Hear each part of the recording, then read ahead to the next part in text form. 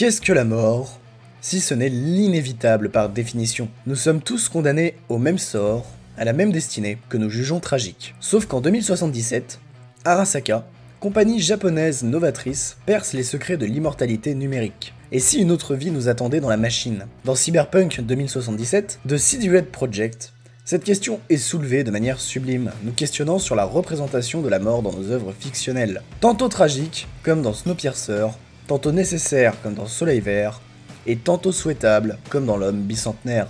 Mais qu'en est-il de Cyberpunk 2077? Est-ce que la mort dans cette œuvre mérite notre attention? Oui, parce qu'elle vient directement nous parler.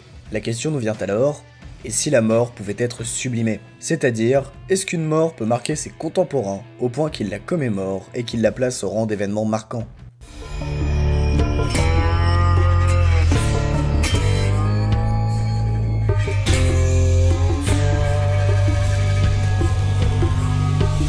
Paru en 2019, Cyberpunk 2077 est un jeu vidéo à la première personne dans laquelle nous jouons le personnage de V, pouvant, en fonction du choix du joueur, être une femme, un homme ou un transsexuel. Nous sommes plongés dans la ville tentaculaire de Night City, mégapole noire et privée de tout espoir de salut. C'est sur ce ton défaitiste que les concepteurs Mike Podmis et Konrad Tomakiewicz ont décidé de travailler. Adapté du jeu de rôle papier Cyberpunk 2020, l'univers qui nous est dépeint est particulièrement pessimiste, au point de faire passer Schopenhauer pour un formidable comique. L'aventure nous offre une introduction à la hauteur de l'univers, puisque nous débutons directement dans le feu de l'action sale de la ville.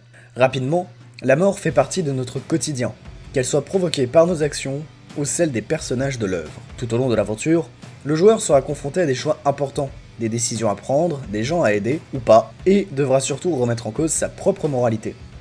La bande-son, composée avec brio par Marcin Pribzoblis, déjà responsable des jeux The Witcher du même studio, offre à la ville une atmosphère supérieure, anxiogène, joyeuse, voire totalement déprimante. Les musiques du jeu contribuent grandement à l'immersion.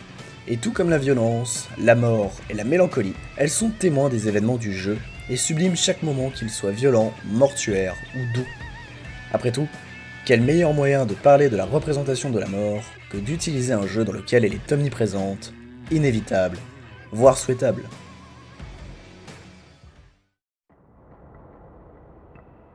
Balle dans la tête, cadavre dans la décharge, résurrection, Johnny Silverhand. Alors là, si vous n'avez pas joué au jeu, vous êtes perdu. Et c'est tant mieux. Dans l'aventure, la mort frappe votre personnage. Votre survie, du moins votre résurrection, n'est due qu'à une seule chose. Une puce cybernétique dans votre tête qui contient votre nouveau compagnon de voyage. Un rocker terroriste totalement barré et aussi perdu que vous.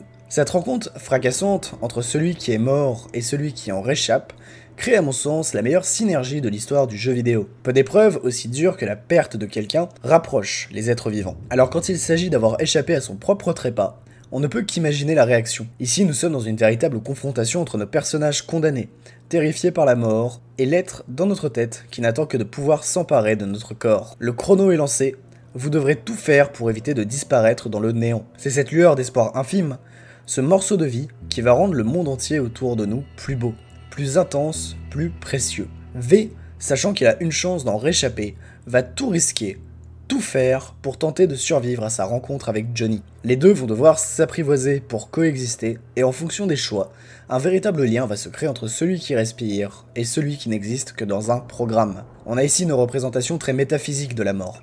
Elle en devient amicale. Le rocker représente dans l'œuvre une personnification du trépas rarement vu. Il n'existe plus réellement dans le monde.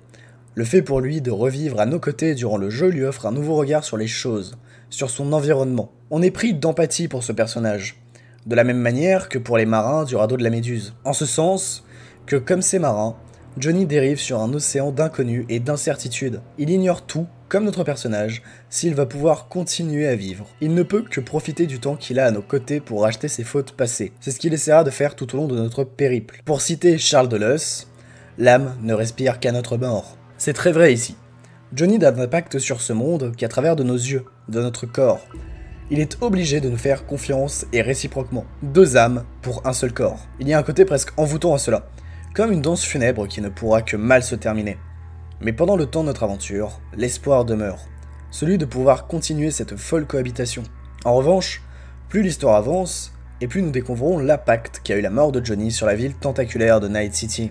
En effet, le rocker est mort en faisant sauter la tour Arasaka, compagnie maléfique de l'univers avec une tête nucléaire. Une mort que beaucoup de ces femmes ont considérée sublime, glorieuse, voire prophétique. Une manière pour les développeurs de nous offrir deux visions. Celle de la masse qui a repris sa vie paisible après l'incident, en voyant le sacrifice de Johnny comme un divertissement, comme un acte final d'un grand spectacle, et le point de vue de Johnny, rongé par le regret et la remise en question durant toute l'aventure. Pour lui, rien de tout cela n'est sublime ou glorieux.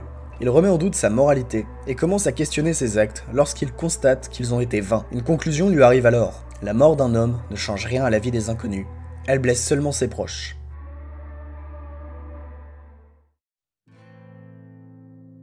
Si la seule chose qui a laissé Johnny derrière lui est sa musique, c'est bien la preuve que l'art transcende sa moralité douteuse.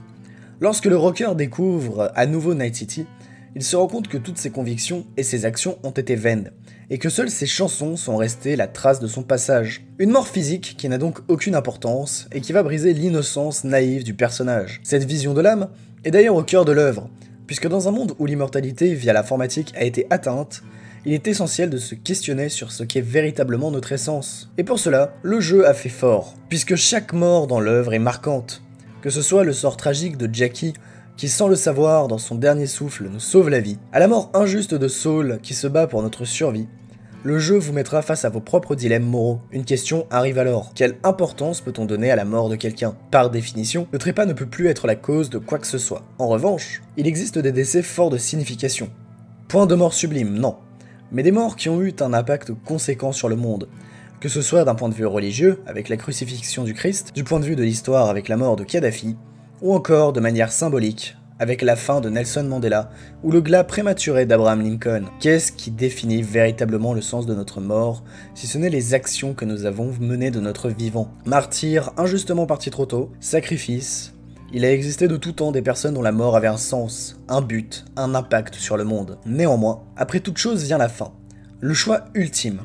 Alors que vous pensiez être sauvé, le moment est venu de se séparer. Allez-vous donner une chance à Johnny de revivre sa vie, ou allez-vous choisir d'affronter les 6 mois qu'il vous reste à vivre pour marquer le monde de votre passage? La mort ici n'est qu'une passion, dans un sens artistique magnifique. En cela, que votre choix dépendra de votre propre sensibilité morale. Est-ce que Johnny Silverhand mérite une nouvelle chance malgré le parfait monstre qu'il a pu être dans sa vie passée? On a une sensation de poids sur nos épaules, d'un fardeau que nous devons porter seuls, celui d'affronter notre mort, ou de simplement l'accepter comme inévitable. Le jeu, tout au long de votre périple, va vous offrir des moments durs, et à la fin, seul votre choix comptera.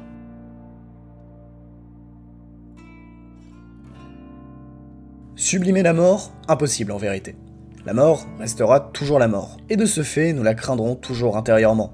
C'est le propre de l'être humain que de s'interroger sur son destin. En revanche, cette œuvre nous offre une nouvelle contemplation du destin, qui nous atteint tous. Notre mort peut avoir un sens, elle peut marquer les esprits, changer les mœurs. En vérité, le trépas n'est que l'ultime expression de notre essence vitale, de ce que nous avons fait de notre vie, et de l'empreinte que nous avons laissée sur Terre. Et en cela, la mort est sublime.